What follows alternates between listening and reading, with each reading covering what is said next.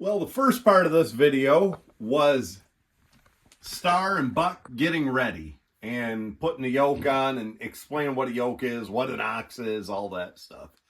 In this second part, we're going to drive them, and we're gonna start on their actual training, which actually starts anytime they can see or hear you. You're training them, but we're gonna try to develop them into a team of oxen that can do something, maybe even pull a plow here around the museum. So watch this second half and let us know what you think. Thank you. Because I'm Brant and I jump into things before we're ready, I like this guy. Again, I'm always listening to the animal, what they're telling me. Just like when I was touching his neck and he's telling me he's sore down there still. Well, his posture and mannerisms are telling me he's pretty comfortable in a yoke. I'm going to try to drive these fellas a little bit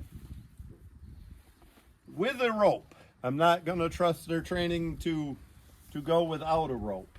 I try not to drive oxen with ropes any more than I have to, and as soon as they're trained to the level I don't need the ropes and they're trustworthy, I get rid of the ropes. So Star is on the off side, as your bigger ox should be, and Buck is on the right. And Buck has never been on the right, I think. But I trust Buck. I'm not going to hold his rope. One, I just don't need more things in my hand at the same time than I can handle. I don't trust Star as much. I am going to hold his rope. And if I don't need it, I'm just going to hold it loose. You know, a friend of mine always recommend just put the rope in your pocket. I think we might want to be a little more ready than that. But so here's our oxen are driven from right here by the near ox's shoulder. Whoop. Back. Back. Whoop. Good boy. He knows back up. Traditionally, when things are really dialed in, if I step over here, they follow. If I crowd a little bit, they go away. If I walk faster, if I get up here and walk faster, so do they. If I back off and walk slower, they do. Good luck with that one, last one. I always tell oxen, come along, kind of a traditional term. Or I chirp, the same as I do with horses. I don't say giddy up to oxen. Other than that, the commands are pretty well the same. Star. I wish I had a stick I could reach him with. Come along. About the first thing I do, whoa, whoa, whoa, is exactly that. Whoa. I get them out here and I say whoa, and I give them a fairly decent rap so they know that when I say whoa, they stop. You noticed Buck stopped, and he's never been hooked on this side. Star didn't. I had to get in front and stop him. Actually, that's all better than I expected. Ideally, the lesser trained animal would be nice if he was smaller and could have him on this near side, and I could teach him a lot better and then just depend on the big one on the other side. But if Buck was on the off side, I couldn't even see him over there. I couldn't control him. Well, we'll try this again. Come on. Come along. Whoop.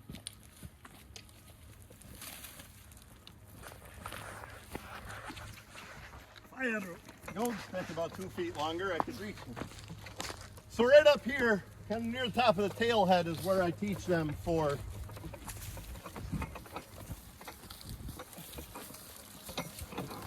come along to start. G. To get in front of them and make them turn. G. See how that's going? Now, haw is an easier command to teach. Haw. Especially with your big ox on the off side. Haw. Whoa. Whoa. Hey, you got a roll too. That's ugly, but it's way better than I ever expected. Come on up, Nick. Whoa is something they need to learn better. Even Buck needs to respect whoa a lot better. Whoa only has one meaning, and whoa doesn't mean slow down. Whoa means stop. And every time you say whoa, they need to stop. I've been driving cattle where maybe I thought I wanted to stop, and I'd say whoa, but turns out I really didn't want to stop. Well, I make them stop anyway. It's the equivalent of teaching your children not to go in the road. I mean, that is the one command that has to be obeyed. So we'll work on that here and there. Things are fitting well. This yoke isn't near as bad. That yoke might be serviceable, other than I don't know how you're going to get it on.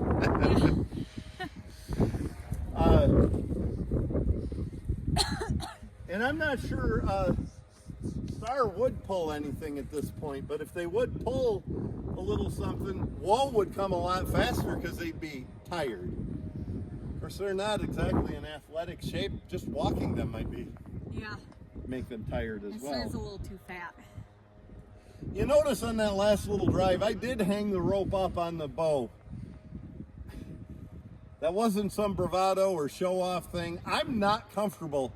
I command my stick and oxen better without a rope in my hand. It's just one less thing to confuse me, and it's right there if I need to grab that. It's about like tying the lines on my waist as opposed to over one shoulder when I'm plowing. I don't know if I can recommend that. Keep that rope in your hand or at least in your pocket until you need it. But I'm just not, I command the stick. I do a lot better job driving. So here's something to keep in mind. I probably should have showed you before we turn the team each direction. To get a team to turn, especially walking slow and maneuvering in tight quarters, it's like driving a skid steer or a bulldozer, if you will. One set of wheels, one ox or set of wheels, if you will, has to go faster than the other in order to go around the corner. So if I'm going to have these guys haw, which is a left turn, and this is where I stand, Star, the off ox, has to go slower than Buck in order to turn. So if I'm going to turn them to a sharp haw, back, back, Buck up one step, back, haw. Wish I had a stick that I could reach him with. Haw, back, haw.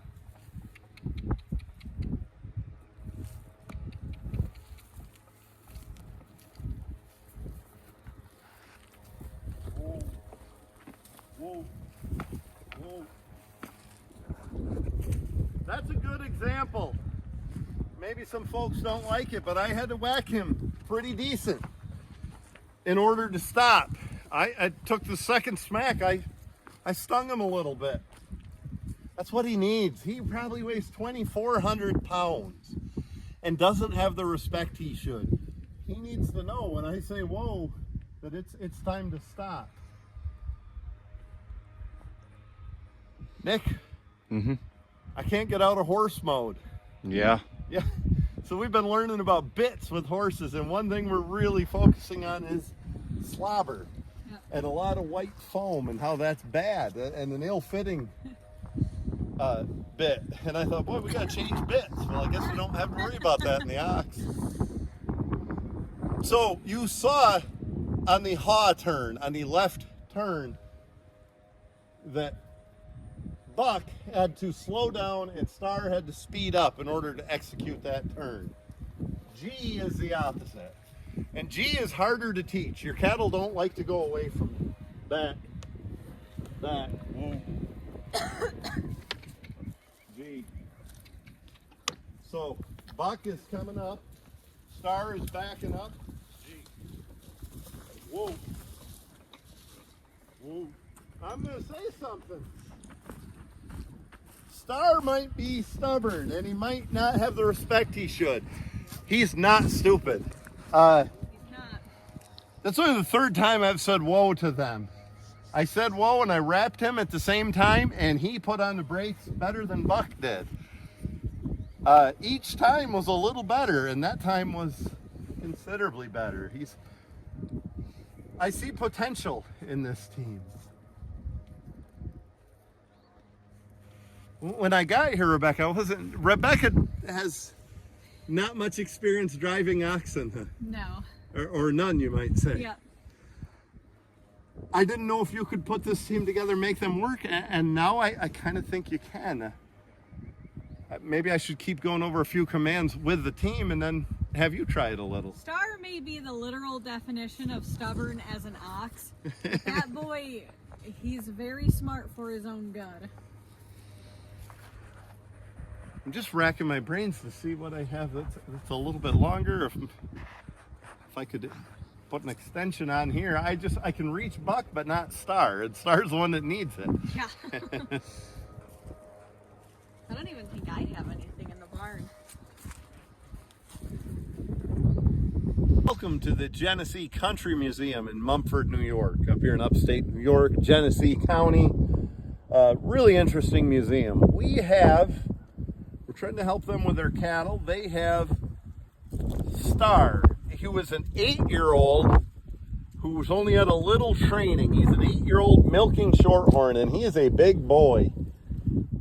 Probably the biggest Shorthorn I've ever seen. And Buck, who is a 14-year-old Milking Shorthorn, who's more in line with what your average size Shorthorn is. Each of these guys has lost their partner, and we're going to try to make a team of this pair of oxen.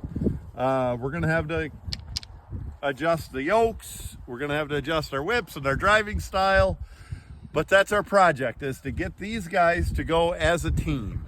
So stay tuned in the upcoming weeks and see how it goes. Whoa.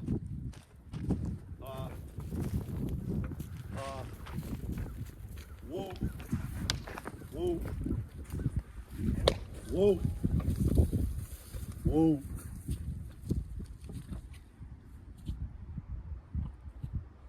That's a 2,500 pound beast who's 8 years old, who's got away with what he wanted for a long time. I swing the stick a little bit.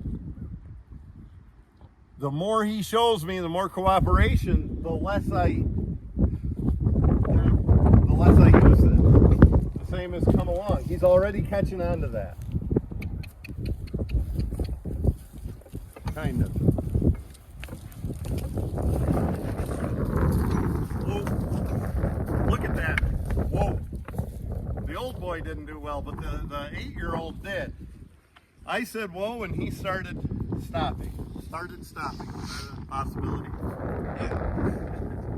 Back. Back. Back.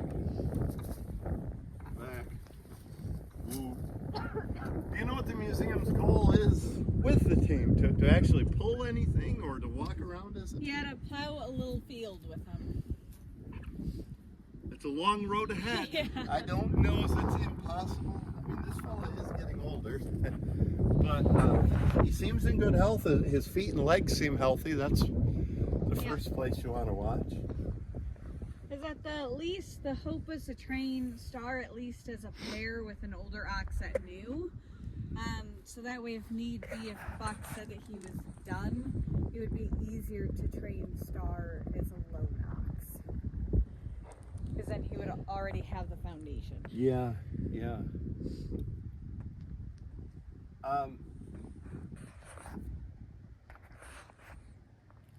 I wouldn't be in a hurry to hook them to anything. Even if they were doing this real well, I'd spend a few weeks at, well, at least 6 or 7 times in the yoke of doing very well with this.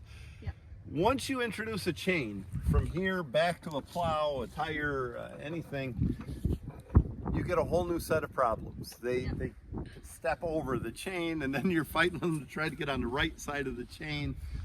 Sometimes they could be afraid of whatever's rattling back there. But if they have a good foundation and do this type of thing real well, you should transition fairly easily. At that point, we'll have to make sure the yoke is really fitting well. I'm pretty confident. I like it on this guy. This is a little bit too big, but I have some 11-inch bows. Maybe we can put 11-inch bows in a 12-inch yoke and take up some of this space and save the museum from buying it. Or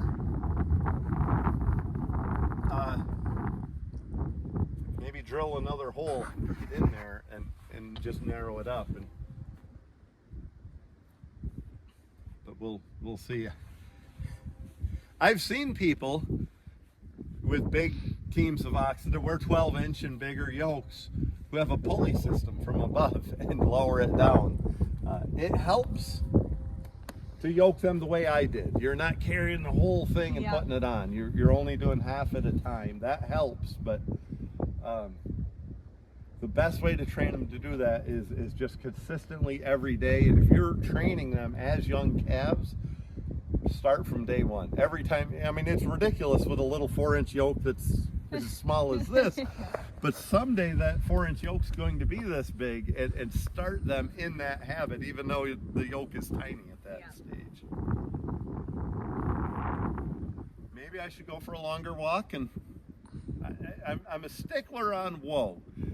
I think Buck needs to learn whoa a little better as well as Star, but if you know whoa and they stand, and they do stand fairly well. Of course, there's not a lot of distractions, but then you, the teamster, can regroup, and you can think, okay, I touch them here and here, and I give them this command, and you can regroup yourself if they know whoa. I'll bet you it's a different scenario over here on the grass, especially when this is growing in development than it is here on the dirt. It's so many distractions. Drew Connery told somebody once, who was a kindergarten teacher, she wondered why he had muzzles on his team. And he said, how would you like to teach your kindergarten class with candy all over the floor? How much attention are the kids going to pay? And it's the same thing with oxen. Yep. So I'll back up, Buck, back. They back up remarkably well. That must be from just good stall manners. And I'll haw Star, haw. And we'll just go on a little bit more of a walk with him. Star's a little sensitive to whoa, but he should be. There's nothing more important than whoa. Maybe Star. If they don't start, you never have to worry about whoa. Yeah.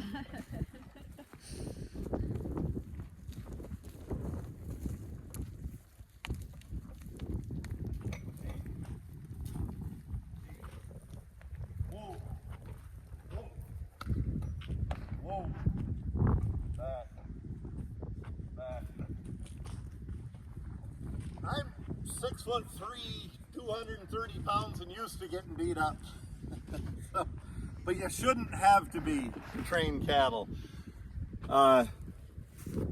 That's why we start with high standards when they're young, and then it should be a breeze, and you shouldn't have to have physical strength or speed or size. This team is 8 and barely trained, and 14 and it's been a while, and he's on the new side. So I'm a little more aggressive than I have been in a long time with a pair of cattle.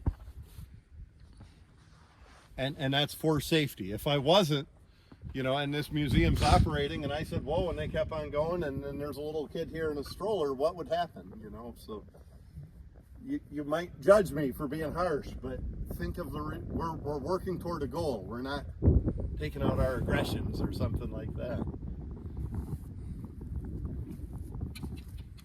Come along. He doesn't start like he should, and I'm okay with that. I'm actually thrilled at where his progress is. Whoa. Whoa. So It was pretty good. the 8-year-old stopped excellent, and Buck did not. But that wasn't the worst stop either. Rebecca, what can you tell us about the barn? Yeah, so this was built around the 1850s, I believe. It's our livery barn. It's not an exhibit, so we don't allow people to go in there. It's kind of our home base. So we have like a lot of feed and everything stacked in there, kind of everything that our animals need. However, the pasture that we're currently standing in is livery pasture. This is where our oxen live year round, unless we have to do pasture maintenance, which is why there's a lot of dirt around. We just plowed and regraded this past year. And then there's their lean-to attached. Our turkey usually lives in there too, but he's not there right now. There's sheep in his place. Yeah. Is there an era that they're trying to keep everything the same date? Yeah, so down here is just our pioneer settlement. So this is everything 1850s and earlier. And then when you get up further in the museum, that's our gaslight district, which you don't really find any of the animals up and around there. It's more of our early pioneer settlement and down. So more of a Revolutionary War era? Yeah. And this is the type of buildings you would have seen in Genesee County. Yeah. And still see some that were built in that area around here. Yeah. Nick, did you see the cobblestone barn? We don't have those in Cattaraugus County where we live, and we just love coming up to this area and over into Orleans County and seeing the cobblestone barns and houses. Yeah, the great thing is that's actually our blacksmith shop. So a lot of the things that you'll see on our animals, like the rings and stuff, actually are forged right there. So right across the way. Very interesting. And what are the days you're open here and hours? So currently we're just open Saturdays and Sundays, but then starting in April we're starting to reopen for our season, and then we'll be open Friday through Sunday. And then when we get into the summer, that's when we call high season. We're open every day except Mondays and Tuesdays. I see. Well, we'll try. Nick, you know I am stalling. I'm trying to admit how out of shape I've gotten since I'm a salesman and not a logger anymore, and I'm not just walking normal. My nerves are up a little bit, and I'm trying to think, and it makes me nervous to drive with an inadequate stick, and that's so they get a little more tired than I like to admit. Which is funny because you'll see me out on that walk and plow for hours.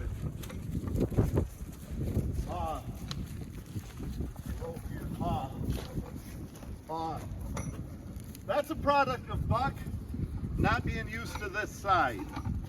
That was not a bad turn. I did grab the rope for safety there. Whoa. Whoa. Whoa.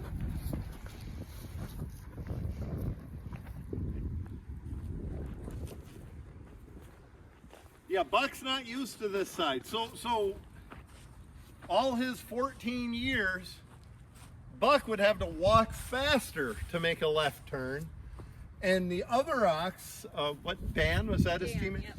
Dan would have to walk slower. Now we're asking something completely different of him, and he has to walk slower to complete a left-hand turn, and faster to make a right-hand turn, and it's a transition. And I shouldn't undersell how stable and what a nice job he's doing. So here's our right-hand turn. Back. Back. Good boy. G. G. See, he's not used to being on the lead to go right. Star just isn't used to anything, really. Come on, Star.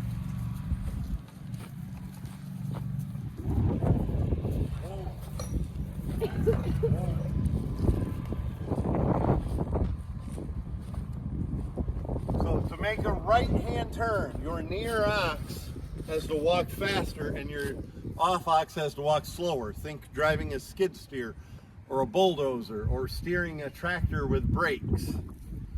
To make a left turn, it's just down. So right off the bat, I'm going to start them in the right position by making star. Whoa, back up.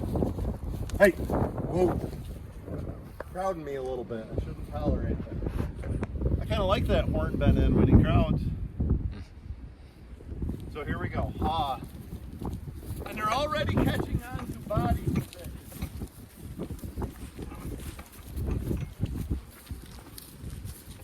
Whoa. Whoa. Whoa. Whoa. Whoa. You're good. You're good. Whoa.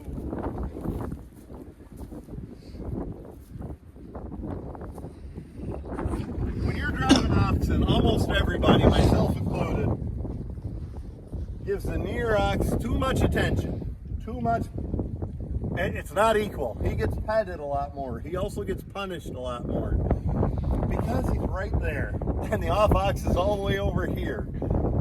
Bear that in mind as you're driving.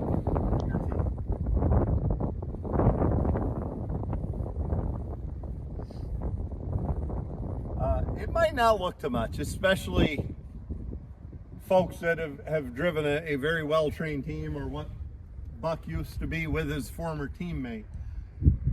This is all we could hope for. This is an excellent start. And I think we might put them in a single yoke and have you walk them a little. I just trying to say it without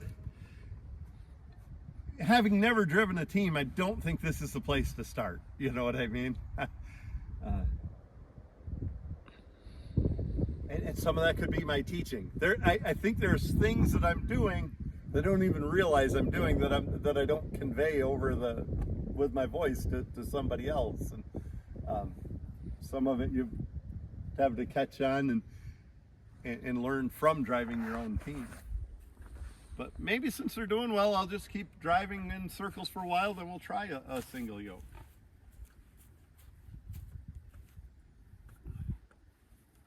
So I'm going to just go a few feet and then whoa. And that's for Buck's benefit, so he stops when he's told. Come on, Star. Come on, Star. Whoa. Whoa. Good boys.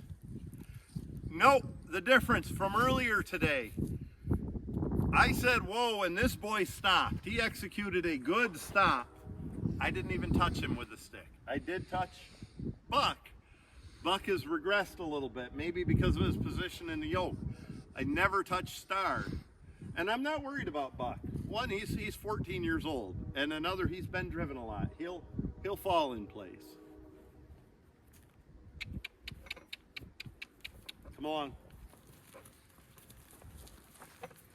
So here's one of the things that I do that I don't always teach, Rebecca. When you tell them to come along and go with you, you need to be walking. Whoa. They don't want to change on the transition. But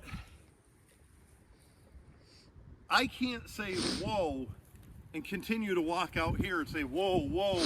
They want to follow me. And the opposite of that is true.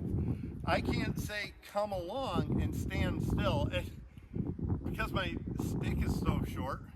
Make your own joke about that, Nick. Mm-hmm. I can't stand still as I start the team.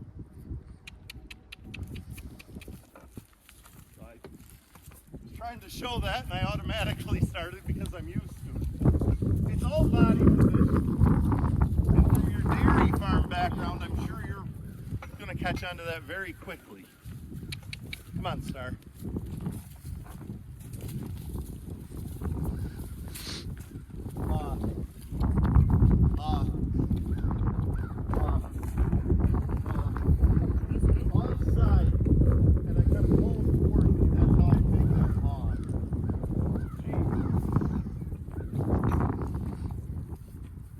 Short, Nick, please.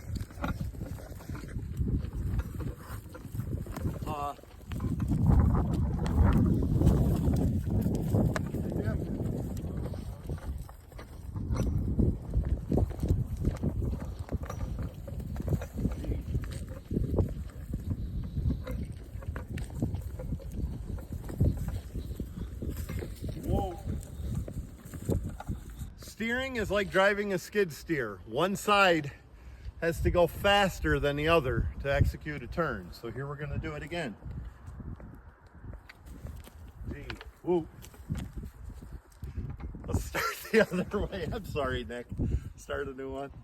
Steering a team is like driving a skid steer. One side has to go faster than the other. One set of wheels has to go faster than the other in order to execute a turn. So here we go.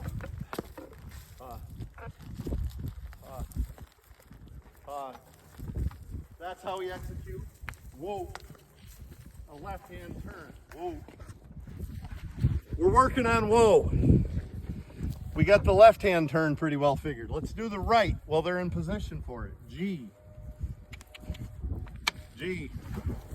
See, the near ox is ahead of the off ox. The off ox is going to break his neck if he doesn't come around. Come on. Whoa. Whoa. So that's ugly. But that is absolutely terrific for the stage these guys are in. And I'm okay with him not putting in as quickly as he should. And he learned quickly. He said, that kind of hurts when I get my neck around like that. And he jumped right in. I'm thrilled with the stage, with how these guys are coming together. And I'm a lot more hopeful for them than I was to make a good team together. We're here with Jim Slining from the Genesee County Museum. What's your position there? I manage historic trades department here. And Jim's very versed in antique farm equipment. There probably there's very few people who have more knowledge on the subject. We had I was at Tillers. They have a good collection that I learned a lot from. And Jim and Rebecca and I and Nick were talking about, and this is true with any animal, your family dog, your draft horses, your saddle horse, and oxen, if they can see or hear you, you're training them. And I was saying, if something was to happen and they ran away, the worst thing you could do is say, whoa, whoa, as they're walking off, running off in the distance. Every time you say, whoa, they're learning, they can disobey that. Or if they're just plain out in the pasture and laying down and you tell them to get up and they don't get up, and they're learning they don't have to listen to that. Or if you're feeding them in a stall and you tell them to back up, or letting them get away with things in the stall, throwing their head at you and poking you with their horns or something like that. They're learning things they can get away with. So whatever you're doing, it's not just when they're wearing the yoke and being driven. It's all the time. They're learning from you, good and bad. So bear that in mind as you're working with oxen. I think I could maybe just drive them in a circle or two, and then, as I've said, I haven't made a full circle yet. But maybe have you either, I don't know what difference it would make if the single yoke was on them if we're not going to hook to anything, but we could put the yoke on and have you drive each one individually or something. Yeah. I think we're that close to them being ready for you to drive them as a team, but the stopping, I don't know if you see, I actually have to kind of get in front and it's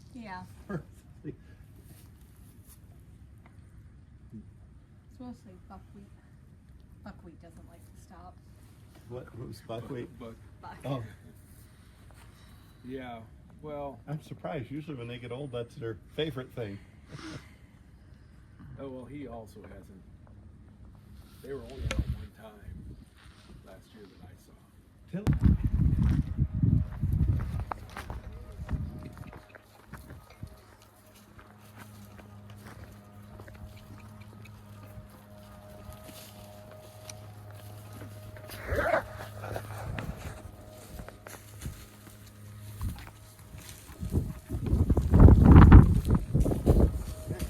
Yeah. You get over there, film us. We're going to walk over that log.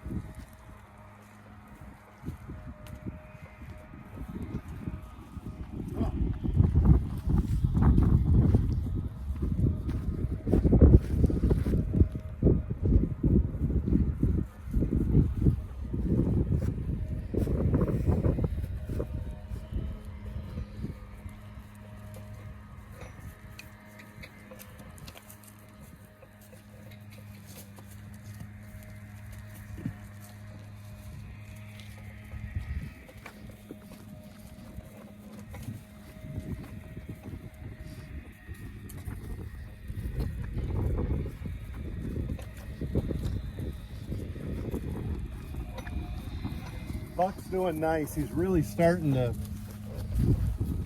take my cues from my body language and listen well.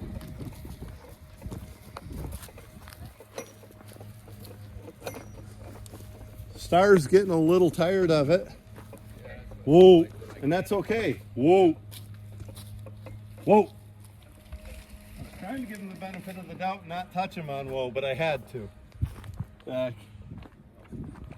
Actually, I think Star stopped, and then when Buck took the extra step, it restarted Star.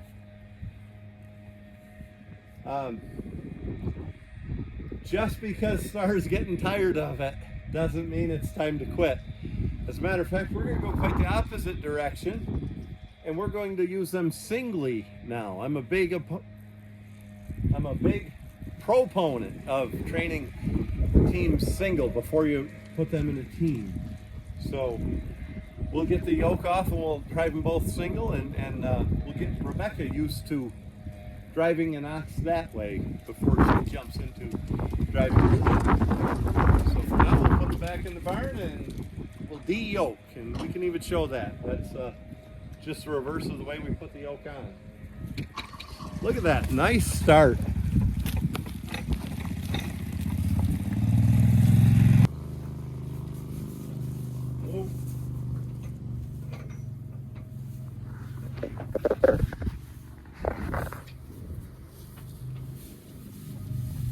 So this is their run-in shed. Whoa.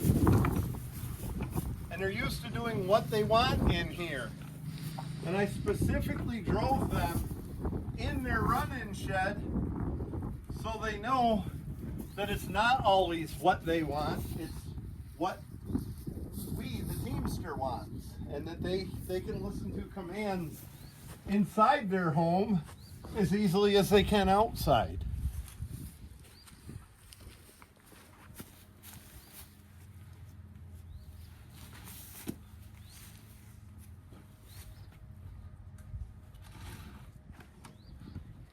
Good boy.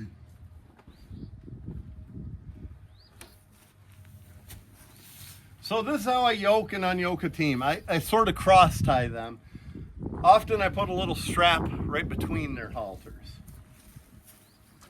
Unyoking is just the opposite of yoking. I pull the pin, I get rid of the wreaths.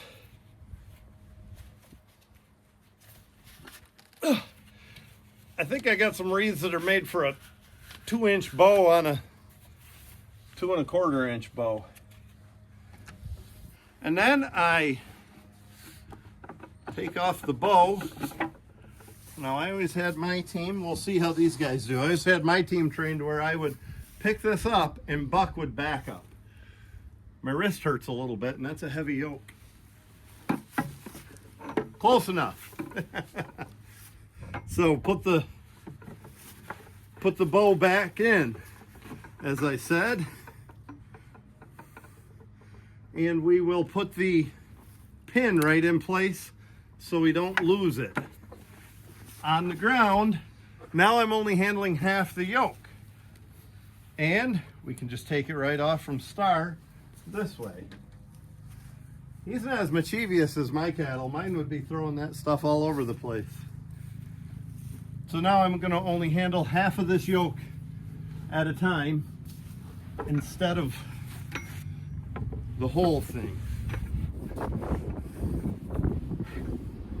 Here's what we talked about doing. Again, this is something you want to start day one. Putting the yoke on and off in that manner.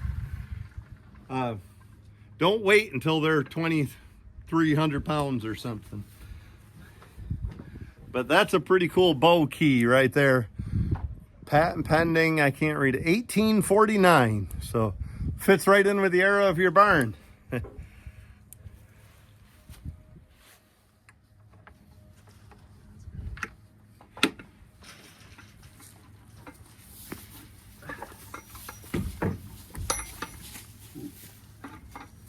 So you see what Star's doing.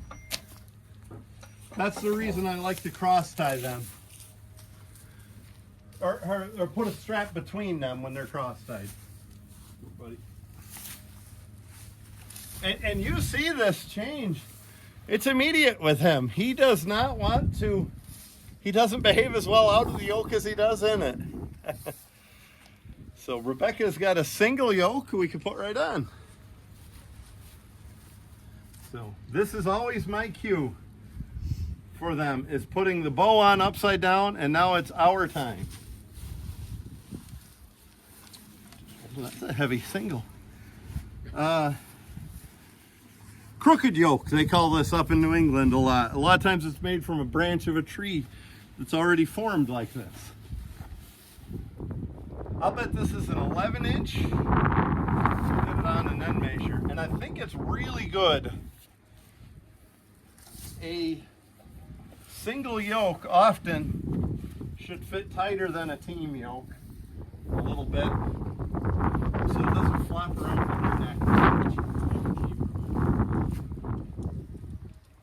There we go.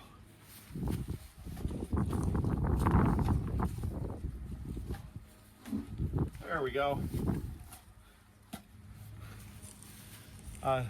Oh yeah, thank you. I don't have a spacer on there. So this is too small for him, but we're not going to hook to anything. He's just going to walk around with it. It won't cause any issues. The thing about a single yoke is if it's too big, it'll hang upside down.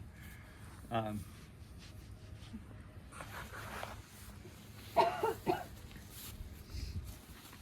get my steering wheel here, my goad stick. And this goad stick is, even for a single, it's fairly small, but it'll be a lot more comfortable for me.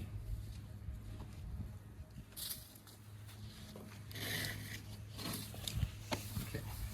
This is probably what I'll do. I'll just drive him a little bit and then we'll hand him over. All right. You're probably wondering why we didn't do this a lot sooner. Listen, there's a method to the madness. I hope. So a lot of times they get barn sour. We'll see how they behave.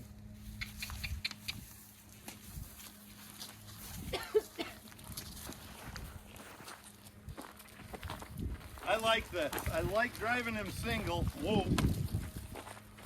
Whoa. He's kind of dependent on that other guy. I can reach him. I can give him full focus.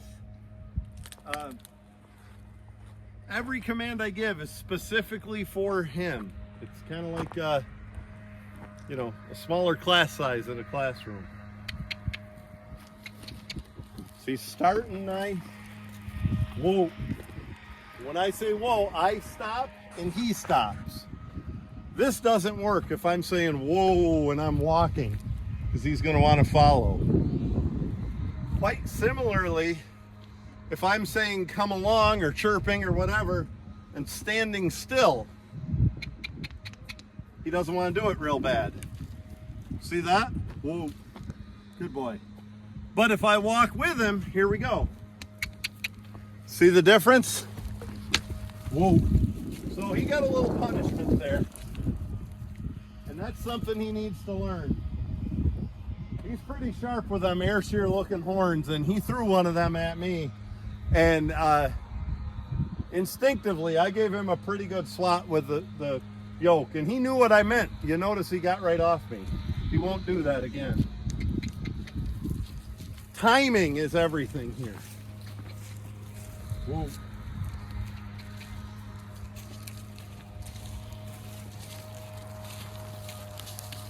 Whoa. Whoa. Whoa.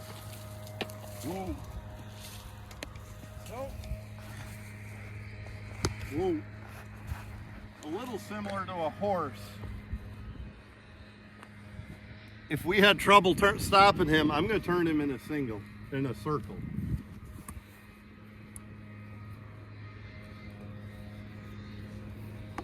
I tell you what I'm going to do. What are you going to do? That's the first song it broke into all day, no? Alice Cooper. It's hitting me is what I don't like.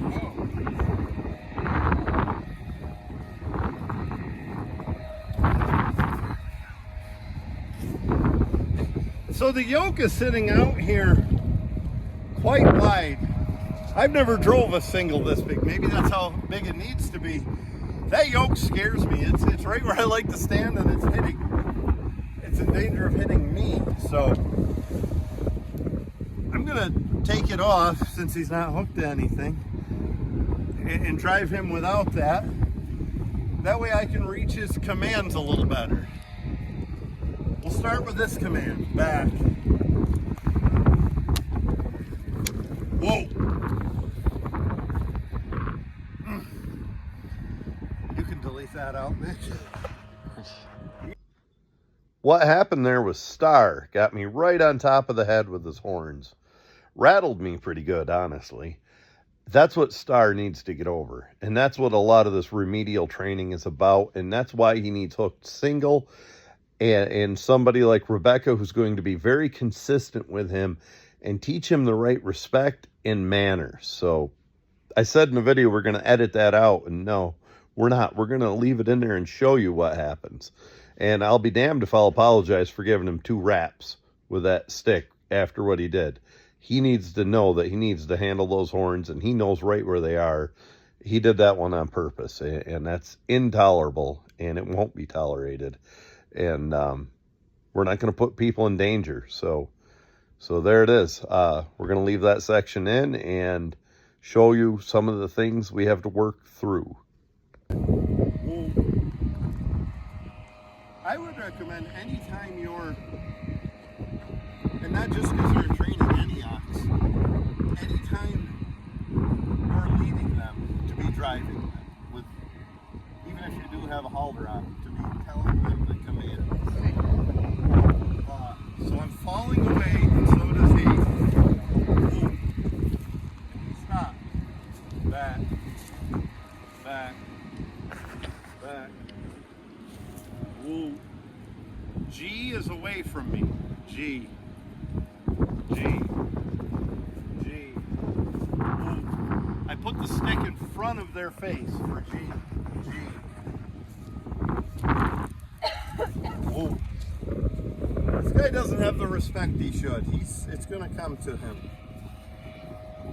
I know Rebecca being a farm girl is going to demand respect. G. Whoa. Whoa. If you're reading his language, he said he wanted to take off, and I said whoa, and caught him, and he said okay, I'll behave. He still has some body language like he's a little hyper. So I fall away, whoa, and so does he. Back.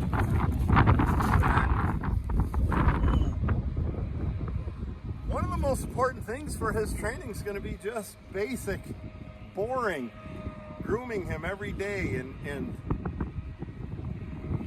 being around him. And he's not as respectful with those horns as he should be.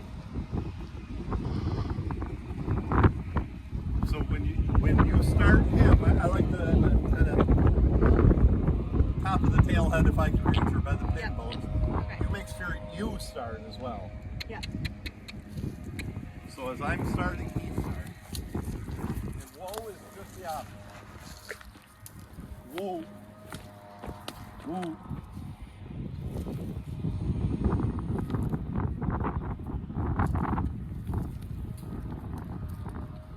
Star has a lot more respect in the yoke than he does out of the yoke. So I'm working on him exclusively without a yoke, just leading him, and ideally not leading him, just driving him when he gets the right amount of respect. I'm working with him a lot on that. So he's as good out of the yoke as he is in it. It all translates. One thing you want to think about when you think about the force you have to apply to get them to do their commands. Back. Is the force they apply to each other. This is a big ox, and so is his teammate. They don't touch each other ever so gently. If he walks up to Buck, he's going to roar, give him a big shove, and Buck's going to give him a shove back. And if he's doing something he doesn't like, Buck's going to get after him pretty good with his horn or a kick or something. And that's what we want to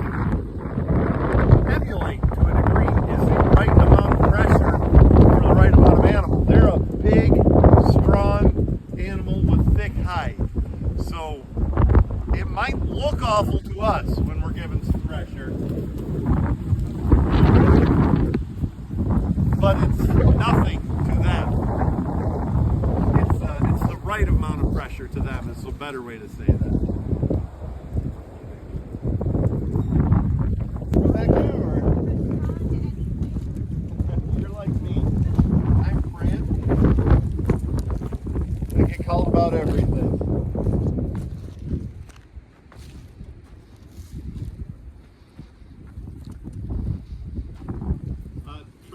Yes, exactly. You were walking with him that last time.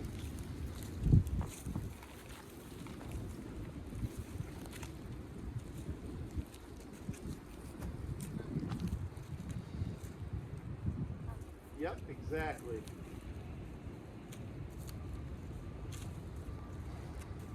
It's almost an exercise in herding. It's a little bit more nuanced, but yeah. Body position is everything with them. Because on dairy cattle, you're behind the shoulder, not like in front of it. And don't be afraid to, even if it's just for your own benefit, to say the commands as you're enforcing them. Well, that was a bad start.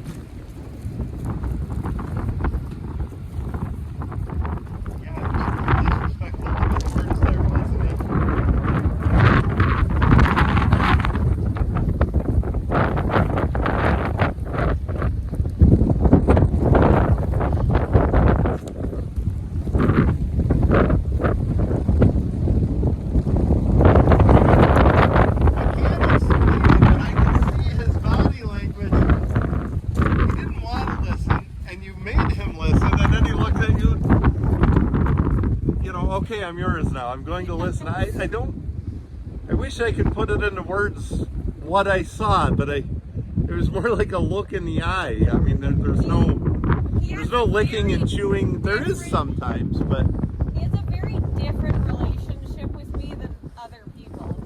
Even if he doesn't want to listen, he's like a little begrudging. He doesn't push me or my boundaries as much as he pushes other people. You probably carry a lot of authority, a lot of natural authority, Well, and the first time I met him, he pushed me and I smacked him in the face with a feed pan. and then we've been better. And you've been injured by cattle, so you know what disrespectful cattle are capable of, and you're not going to tolerate it. No.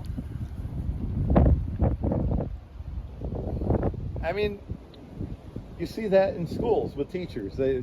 This kid can't be managed. Then he goes into the next classroom and he's the best kid there is. Like, even with adults, athletes. You know, some athlete was just a problem for everywhere he went. And then Randy Moss goes to New England and he's a star citizen.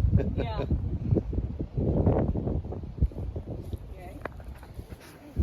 Aaron Hernandez wasn't, was he?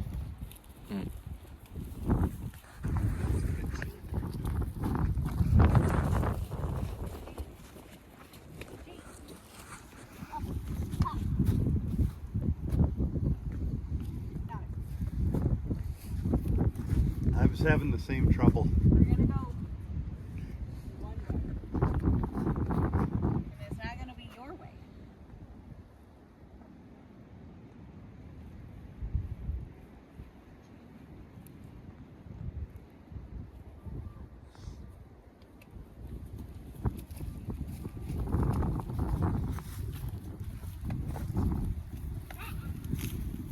Okay, that's low.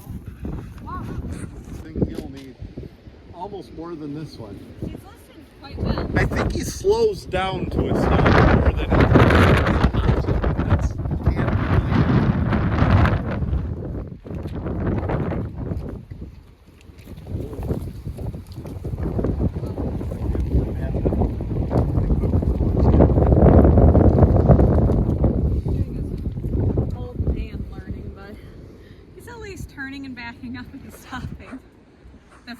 he walks. We might